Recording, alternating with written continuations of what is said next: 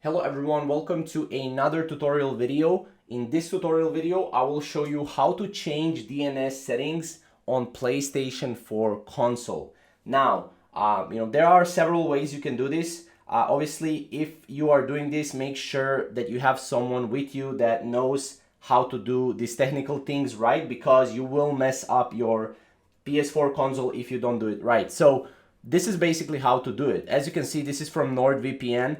Obviously, if you want to change this for VPN, you can do that. So in the PS5 home screen, you can go to settings and then select network.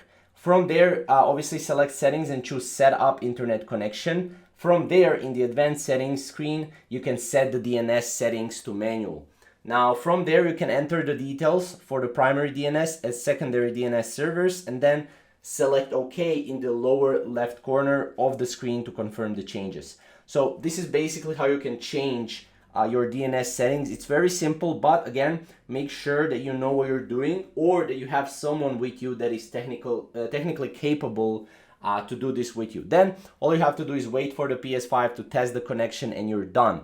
Now that is pretty much how to do it. If you have any questions or comments, you can comment down below, and we'll see you in the next video. Thank you guys for watching.